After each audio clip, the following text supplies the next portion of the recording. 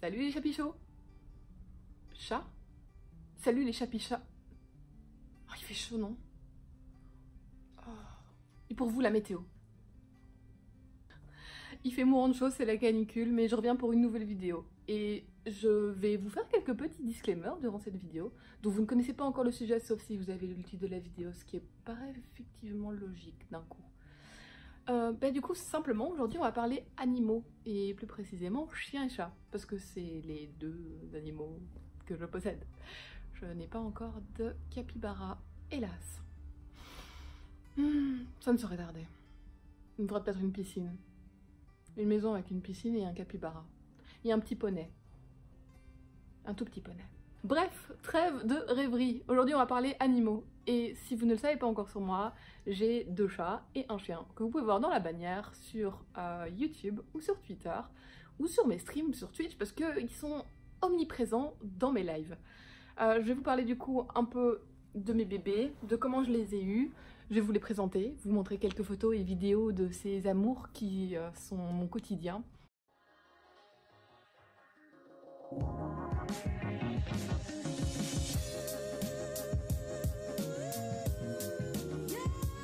Je vais commencer par vous parler du coup de mon premier bébé d'amour, qui est un petit chien, un Jack Russell.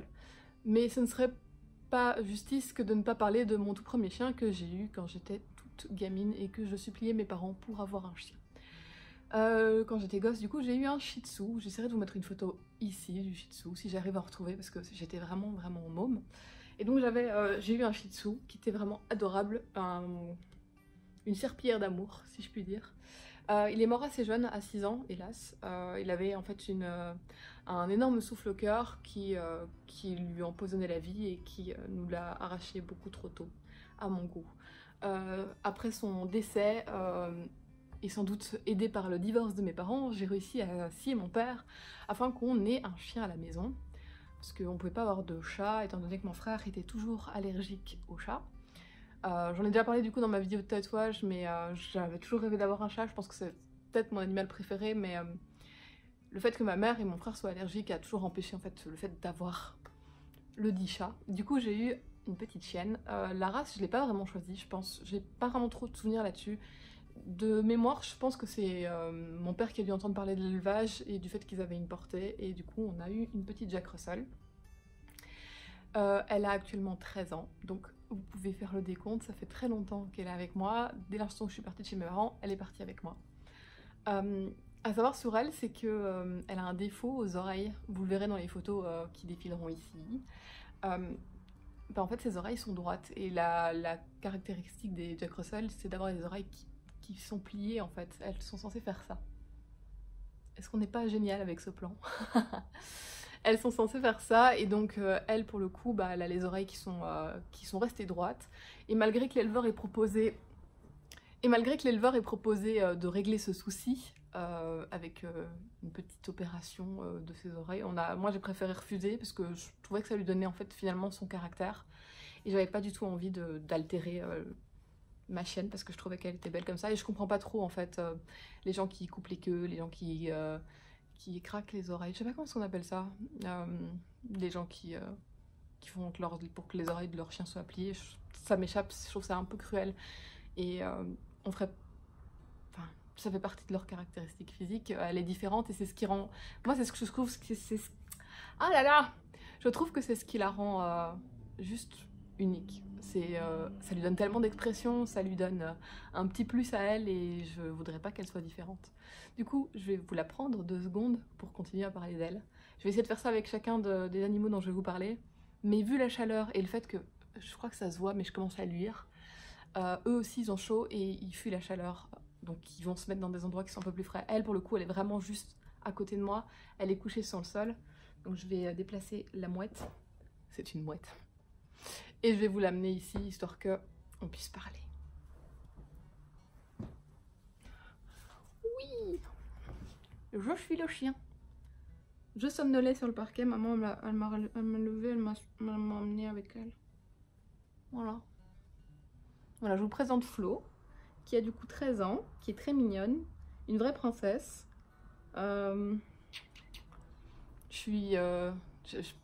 J'arrive pas encore à me me faire à l'idée de la chance que j'ai de l'avoir dans ma vie parce qu'elle est vraiment adorable, c'est vraiment un amour. C'était une énorme lécheuse quand elle était bébé, bah vous voyez là elle est en train d'essayer de me lécher la main. Hein? Discrètement, parce que tu penses que je te regarde pas mais je te vois dans le retour là. T'es en train de me lécher la main. C'est la maman de la maison, c'est la maman des chats aussi. C'est un amour, franchement c'est un amour, elle a quelques petits... quelques petits moments bien à elle, mais c'est un ange. J'ai jamais... On dirait pas un vrai Jack Russell sur rien. Bon, on va pas parler de ces pauvres oreilles qui sont censées être comme ça, hein. Mais c'est pas un vrai Jack Russell parce que les Jack Russell de mes potes, c'est tous des foutus piles électriques, alors que elle, bon, ça s'est calmé avec le temps. Hein, elle était un peu plus nerveuse quand elle était petite, mais actuellement, enfin non, mais même tout au long de sa vie jusqu'à présent, elle a toujours été très peace, toujours été très, pantouflarde, serpillière, couchée par terre à faire dodo. Quand on est au parc, c'est clair que c'est une pile électrique, elle court et elle se dépense à fond, mais quand on est à la maison, elle est vraiment très calme et très facile à vivre, elle détruit vraiment rien, elle est juste, bon, elle est un petit peu jalouse parfois des chats, mais elle les aime malgré tout. Voilà, je voudrais profiter du moment d'être avec elle là et de vous parler de la chance que j'ai de la voir pour vous rappeler juste un truc. Et il y en aura d'autres durant la vidéo parce que forcément c'est l'été et on parle d'animaux donc c'est un peu inévitable. Mais outre le fait de se dire prendre un animal c'est pour la vie, ben, c'est comme un... C'est comme pour tout en fait, à partir du moment où vous vous engagez avec un animal, vous vous engagez dans sa santé mais dans sa maladie aussi. Et pour le coup, Flo, elle a une santé qui est très fragile depuis longtemps. Elle nous a fait, elle a fait une suspicion d'hernie discale il y a 5-6 ans déjà. Elle a été opérée 3 fois de petites boules, petites tumeurs dermiques. Elle a eu des problèmes intestinaux, des problèmes à l'estomac, enfin... Voilà, elle a eu une santé fragile et je pense que en termes de soins vétérinaires, je vais la reposer parce qu'elle comprend pas trop ce qui se passe et pourquoi est-ce que je la tiens assise sur mes genoux comme ça aussi longtemps. Tu veux pas te coucher, nounours? En termes de soins vétérinaires, elle coûte un max. Le chien, elle en elle-même, chez l'éleveuse, quand on l'a prise quand elle était petite, c'est rien comparé à ce que vous allez dépenser en soins vétérinaires. Et quand vous prenez un chien, c'est l'accompagner jusqu'à son dernier souffle.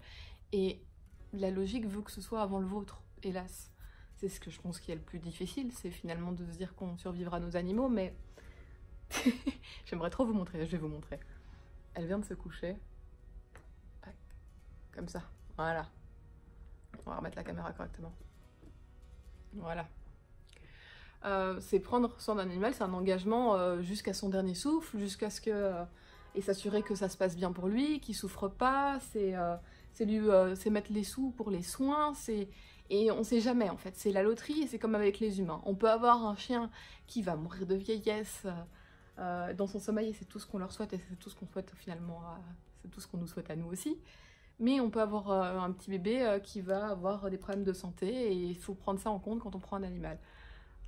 Voilà, c'est chiant que je dise ça et je pense que la plupart d'entre vous, vous le savez, mais voilà, il y a plein de trucs. Le fait de partir en vacances et de faire garder son animal, c'est une chose, elle est vitale, on peut pas, quand vous prenez un animal, il y a plusieurs choses auxquelles vous devez penser, et c'est aussi à faire garder votre animal. Est-ce que vous avez les moyens pour pouvoir soigner votre animal?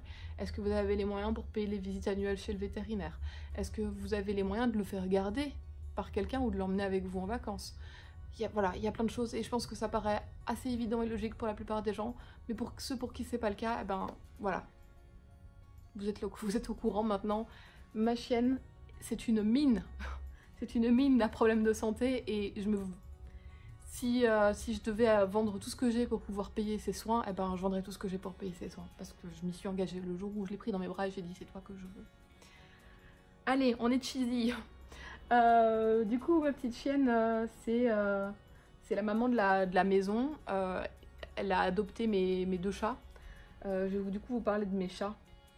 Alors, mon tout premier chat, c'est le chat de mes rêves. Vous avez déjà vu, il est sur mon tatouage, sur ma cuisse. Je rêvais d'avoir un chat. Dès l'instant où je suis partie de chez mes parents, j'ai dit je veux un chat et je le veux maintenant. Ça paraît être un peu un caprice, mais quand on veut un chat depuis... Oh, j'ai des poils partout. On pense pas à ça non plus, on a des poils partout. Je voulais un chat depuis tellement longtemps que finalement, même si ça semblait être un caprice sur le moment, en fait ça n'en était pas un, ça faisait tellement longtemps que j'en voulais un que c'était finalement très réfléchi. Et du coup, ben, le choix du chat, les siamois ça paraissait être une chouette race, j'ai vu que quelqu'un avait eu une portée, et donc je me suis dit, bah, go.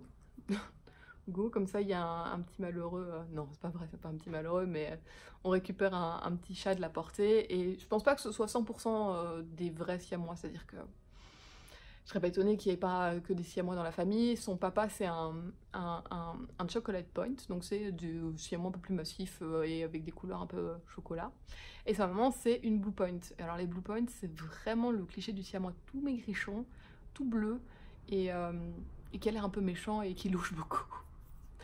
Et du coup, lui, c'est le parfait mélange des deux, ce qui fait qu'il est très... il est cendré. On dirait vraiment que il a marché avec ses petites pattes dans les cendres, il a fait « Ah, tchou !» Du coup, je vais faire pareil, je vais aller vous chercher mon siamois, si j'arrive à le trouver. Il s'appelle Loki et il a 6 ans, bientôt 7. Voilà, donc je vais chercher Loki. C'est très drôle parce que du coup, j'appelle le siamois et il y a le chien qui se relève en mode « Tu me ramènes quoi? Ça se mange ou pas ?» Du coup... je vous présente Loki, voilà, bébé chat. J'essaie de vous le montrer un peu mieux, mais j'ai pas trop envie de le tirer dans tous les sens. Il aime pas trop ça. Monte ta boubouille. Voilà, on a vu ta boubouille, tu peux partir. Tu es libre maintenant. Tu es libre, Loki. Alors, Loki, c'est un taré. Il est adorable, mais il est complètement obsédé. Non, je sais, un taré, non. En fait, il est complètement obsédé par moi. Ça paraît un peu bizarre à dire comme ça, mais en fait les siamois c'est des chats qu'on dit chiens. Ils sont adorables, très gentils, mais très possessifs, et en général, je pense qu'ils n'ont qu'un maître, en tout cas qu'une personne de référence qu'ils aiment de manière absolue et qui mettent très haut sur un piédestal. En gros, je sais pas si ça a vraiment un lien, mais on m'a toujours dit que les chats mâles avaient plus d'accroche avec les humains femelles. Je ne sais pas si c'est vrai ou non, on pourrait me le dire parce que moi j'en suis pas trop sûre. Loki du coup il est tout le temps dans mes pieds, il est en général avec moi, là pour le coup il a trop chaud donc il va un peu se planquer. Mais je vois une petite vidéo ici de Loki qui me suit dans dans la salle de bain. Aujourd'hui j'ai décidé de le laisser rentrer dans la salle de bain parce que ça fait quelques jours qu'il hurle devant la porte à chaque fois que je vais me laver. Et bah, du coup vous voyez le petit Loki qui ne peut pas supporter d'être loin de moi trop longtemps. C'est-à-dire qu'il m'attend devant les toilettes, quand je suis au PC, que je joue à WoW, que je suis en raid, il est entre le clavier et moi. Il est tout le temps en train de me crier dessus parce que les siamois sont des chats très bavards, très gentils mais très bavards. Et j'ai vraiment parfois l'impression d'entretenir une conversation avec mon chat, c'est-à-dire que c'est à celui qui aura le dernier mot. Et ça finit par des Loki non, miaou, Loki non, miaou, Loki non, miaou, et ça continue longtemps en fait. Je pense que mon chat n'accepte pas qu'on lui dise non. Et je vous comprends. Là il est en train d'embêter le chien. Alors on pourrait penser au cliché du fait que les chats et les chiens ne s'entendent pas. Et bien pour le coup chez nous, chez moi à la maison c'est faux parce que bah, le chat qui se frotte contre la table. S'il fait trembler la caméra, j'en suis désolée. Loki! Loki! Non! Parlons du coup du cliché du fait que les chats et les chiens ne s'entendent pas. Pour le coup, chez moi, c'est pas le cas. Ma chienne, en fait, je sais pas si c'est son obsession pour la cire d'oreille de chat ou si c'est juste que, en fait, elle les aime bien. Mais pour le coup, elle a adopté mon siamois et mon siamois la voit vraiment un peu comme une maman. C'est-à-dire que, je vais vous mettre des photos, hein. Ne vous inquiétez pas, il y a des photos qui apparaissent là maintenant. Ils s'adorent, ils dorment ensemble, elle lui lave les oreilles. Chaque fois que je vais chez le vétérinaire, mon vétérinaire me dit est-ce que je leur lave les oreilles? Je dis bah en fait vous pouvez regarder mais je crois qu'il n'y a pas besoin. Et du coup les oreilles en fait de mes chats sont parfaitement clean. Ma chienne qui aime bien lécher les canapés, et ben en fait elle fait pareil avec les oreilles de mes chats. Loki c'est une boule d'amour, c'est mon fils. Ça fait très bizarre à dire comme ça. C'est mon fils, on dort ensemble. C'est probablement celui qui perd le plus de poils à la maison. Ma chienne en perd quelques-uns, mais elle, pour le coup, elle se laisse brosser et c'est ok. Loki, c'est un peu plus difficile de le brosser parce que j'ai l'impression que tant que je brosse, il y a des poils qui vont venir. Et j'ai pas non plus envie de me retrouver avec un sphinx. Même si je trouve que les sphinx sont des magnifiques chats, je n'ai pas envie de transformer mon siamois en sphinx. Ensuite, je vais vous parler de mon tout dernier bébé d'amour. Dernier pour le moment. Non, je dis ça comme ça, mais pour le moment, il n'y a ni la place, ni la motivation à aspirer plus de poils que ça. Et comme vous pouvez déjà le constater, je sais pas si ça se verra à la caméra, mais je suis couverte de poils. Du fait d'avoir été chercher le chien et le chat, je suis déjà couverte de poils. Du coup, je vais vous parler du dernier bébé. C'est Malygos. Alors, son nom lui vient de World of Warcraft. À la base, il devait s'appeler Magni parce que c'est un nain roux. Et en fait, je me suis trouvé ça chiant à dire Magni, Magni, Magni. Et du coup, bah, on est parti sur Malygos parce que ça faisait Mali en diminutif. Donc, on part d'un dragon bleu pour finir sur un gros charroux. Alors, Mali, pour le coup, lui, vient d'un élevage. C'est un Maine Coon, pure souche. Voilà, c'est mon gros craquage de chat. C'est-à-dire que je trouve que c'est une race de chat qui me plaît beaucoup. Je pensais que ça coïnciderait bien avec, en tout cas, les caractères des deux que j'ai. Et il y en a un qui est là, et il y en a un qui est là. Ils sont trop mignons. C'est dommage que vous ne puissiez pas les voir. Pour le coup, ouais, j'ai craqué. J'ai été le chercher en élevage. Je sais qu'il y a pas mal de gens qui pensent que aller chercher un chat ou un chien en élevage, il y en a déjà assez dans les refuges et je comprends tout à fait, et je suis d'ailleurs tout à fait d'accord avec ça, mais ça faisait tellement longtemps. C'était vraiment le chat, la race de chat de mes rêves. Le siamois, c'était vraiment c'est un coup de chance, ça match hyper bien et c'est trop cool, mais ça faisait tellement longtemps que je voulais un Maine Coon et voilà, il y a des trucs qui se justifient pas et qui s'expliquent pas plus que ça qu'en vous disant, bah en fait, c'est une décision que j'ai prise et je le regrette absolument pas. Je voulais un chat très grand, je voulais un chat roux. J'ai toujours rêvé d'avoir un chat roux depuis que je suis gosse. J'ai toujours... Alors, je voulais un gros chat roux et je voulais l'appeler Georges. Bon, si c'est un gros chat roux, il s'appelle pas Georges parce que c'est pas l'année des G et c'est un chat qui du coup l'offre. Et voilà, j'aurais pu l'appeler M. Georges. Mais c'était bizarre. À la base, du coup, Mali s'appelait Mufasa. Je voulais pas, absolument pas l'appeler Mufasa parce que je trouvais que ça faisait Moufi en surnom et je trouvais pas ça terrible. Et au final, personne ne l'appelle Mali. Enfin, moi je l'appelle pas Mali, je l'appelle Pompon. Ouais, Pompon. Principalement, je l'appelle Pompon. C'est le pauvre, c'est un peu ridicule, mais c'est le bruit qu'il fait quand il se déplace. C'est le fait que les Maine Coon ne ronronnent pas vraiment, ils roucoulent. Ça, si vous arrivez à trouver des vidéos sur YouTube de Maine Coon, vous verrez que c'est pas un... Autant le siamois c'est un miaulement très particulier et très plaintif, autant le Maine Coon c'est vraiment comme un pigeon. Il y a vraiment du pigeon en lui. Alors, le Maine Coon il y a un peu plus à dire que sur le siamois parce qu'à part parler de l'obsession de mon siamois façon American Beauty pour moi, le Maine Coon lui il est beaucoup plus indépendant. On appelle cette race des doux géants et pour le coup je trouve que c'est vraiment bien adapté. C'est une crème, c'est une pâte, il se laisse manipuler sans aucun souci, il est gentil, il est tendre, il se laisse... Franchement c'est un amour de chat et je pense que c'est un chat qui peut tolérer beaucoup et qui peut tolérer beaucoup des enfants. Bon je sais pas, je pense pas que les chats de base ce soit vraiment des animaux qu'il faut balancer dans les bras des enfants parce que ils ont des réactions qui sont parfois un peu plus imprévisibles que celles d'un chien, mais malgré tout j'ai quand même le sentiment que c'est une bonne patte quoi. C'est vraiment une race, c'est des bonnes pattes. Et il est vraiment placide, doux, voilà. Et même quand il se déplace, il est ridicule en fait. Je l'aime mais il est ridicule quand il se déplace. Il a aucune conscience de son poids ni de sa taille, et donc il se rend pas bien compte. Il se déplace, c'est pour ça que je l'appelle Pompon, parce que j'ai l'impression qu'il y a quelqu'un qui joue du tuba derrière lui, qui s'appelle à chaque fois qu'il se laisse tomber sur son cul. Je vais aller vous le chercher, que vous le voyez. Pareil, si j'arrive à avoir quelques plans en vidéo de lui, je vous les mettrai là, sinon ce sera des photos. Je vais vous le chercher tout de suite. Alors, Mali, je peux le faire venir par coup de baguette. Ça, c'est son jouet préféré. Pour le siamois, il a, je pense à ses jouets, mais il joue qu'avec des balles en mousse, parfois il se balade avec. Lui, c'est vraiment ça. À la base, ça faisait le double de taille et ça avait plus fière allure, mais en fait, c'est son doudou. Il se balade partout avec dans l'appartement, il l'amène dans le lit, il dort avec, c'est très drôle. J'aimerais bien qu'il vienne. Allez, viens. Allez, viens. Bon, il viendra, il va venir. Si le chien lui laisse la place. Allez, laisse un peu de place à ton frère. Oui, oui, oui. Ta vie est compliquée. Allez, viens, Mali. Ok, on va y arriver. Allez, viens. Et voilà, je vous présente Malygos des Toons. Son nom complet c'est Maligos des Toons. Voilà. Qui est un magnifique Maine Coon Red Self, si je dis pas de bêtises. Il est de taille normale pour un Maine Coon, je pense. Il n'est pas plus grand ou plus petit que la moyenne. Je dirais plutôt qu'il est dans la moyenne haute même des Maine Coon. Et je l'appelle Pompon aussi à cause de cette queue là, que maintenant on va pouvoir apercevoir de temps en temps devant la caméra. Ouais, je pense qu'on le reverra plus tard s'il revient. Donc son jouet, que je vais poser gentiment à côté de moi, voilà. Mali, il est assez ridicule sur certains aspects, qui le rendent tout aussi mignon malgré tout. C'est qu'il ne boit pas normalement.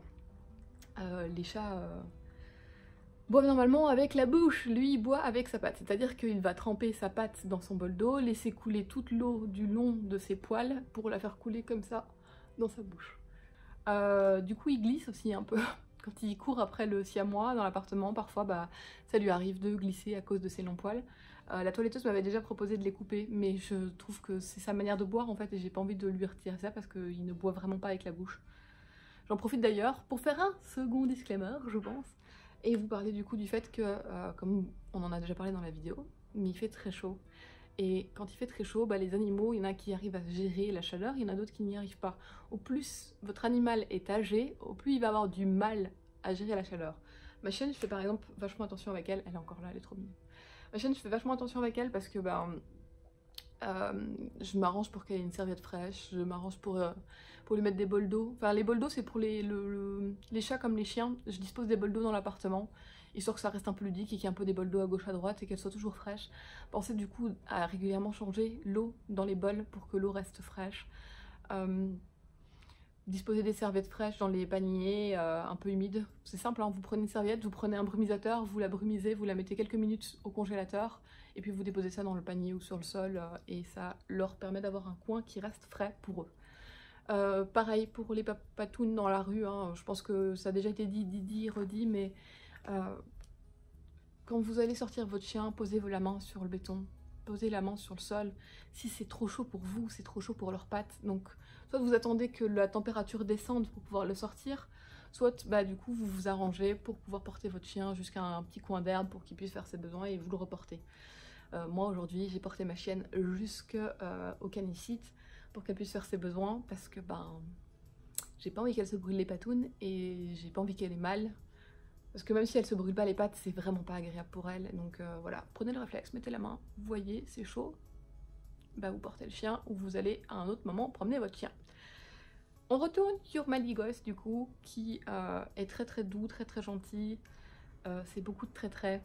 Il est facile, vraiment facile à vivre. Il ne vient faire des câlins que quand lui en a envie. C'est pas comme le siamois. Le siamois vraiment littéralement je l'appelle, il vient. Mali pour le coup, lui... je suis pas sûre parfois qu'il sache comment il s'appelle, mais c'est peut-être à cause du dédoublement de personnalité entre Maligos et Pompon, ça... Quelque part ça le confuse. Je suis en train de lui toucher la patte, le truc qu'il déteste le plus au monde et il se laisse faire, je comprends pas. Normalement il ne supporte pas que je lui touche l'intérieur de la patte et là pourtant... du coup, si je pouvais, je pense que... J'avais vu une BD il y a pas très longtemps, mais si je pouvais, si je gagnais plein d'argent, en fait, j'aurais une grande maison avec plein d'animaux partout, des poils qui voleraient partout dans tous les sens, mais tant pis, j'en aurais rien à foutre, parce que j'adore les animaux. Je peux pas imaginer une vie sans une petite boule de poils dans ma vie, en fait, ça... Leur présence, leur existence, l'amour qu'ils me donnent et l'amour que je peux leur donner en échange, ben c'est genre plus que tout.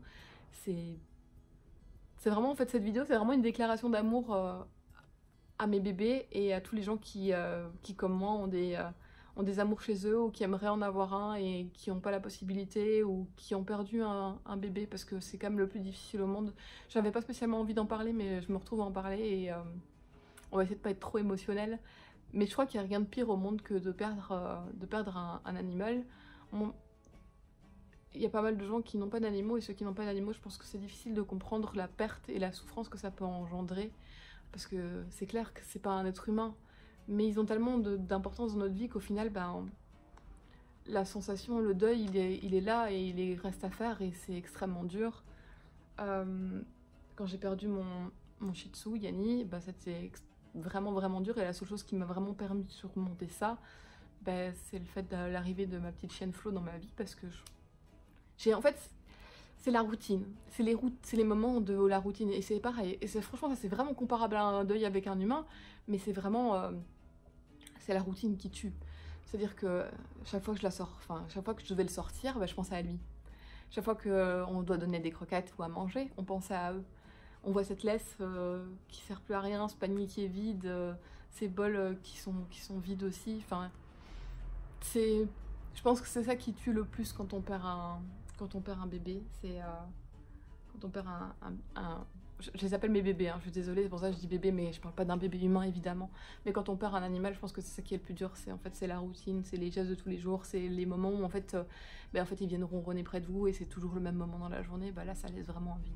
Et donc je pense que parfois, pour se remettre du décès et de la perte de l'un d'entre eux, ce qui moi m'a aidé, c'est l'arrivée de ma deuxième chienne. Alors, je sais, elle a 13 ans et mon vétérinaire a l'air de me dire que je dois me préparer au fait qu'elle ne sera pas là éternellement. Mais merde, comme je lui dis, elle n'a pas intérêt à me laisser parce que j'ai trop besoin d'elle. Voilà. Donc, j'envoie plein d'amour à tous ceux qui ont perdu un animal, j'envoie plein d'amour à tous ceux qui aimeraient en avoir un et j'envoie plein d'amour à tous ceux qui en ont. Évidemment que si je pouvais, j'aurais un autre chat ou un autre chien, mais j'ai pas envie d'emmerder ma chienne. Elle a 13 ans et j'ai pas envie de lui imposer un autre chien. Pour mes chats, c'est pareil, mon siamois, il est trop possessif que pour supporter un autre chat. Déjà qu'il a eu extrêmement du mal avec l'arrivée de Mali, ça a mis beaucoup de temps. Je me verrais pas lui imposer l'arrivée d'un autre dans notre vie. Du coup, Flo se joint à moi pour vous dire au revoir, pour vous remercier d'avoir regardé cette vidéo. Dis au revoir. Pour vous remercier d'avoir regardé cette vidéo, n'hésitez pas à me suivre sur mes différents réseaux qui apparaissent ici à notre gauche. Je vous envoie plein de bisous, ou au moins autant qu'elle en fait sur mes mains. N'hésitez pas non plus à m'envoyer des photos sur Insta ou sur Twitter de vos bébés à vous, de me parler de vos bébés à vous dans les commentaires, de me laisser un petit pouce bleu si la vidéo vous a plu et si le sujet vous a intéressé. Et puis je vous dis à tout bientôt pour une nouvelle vidéo. Bye!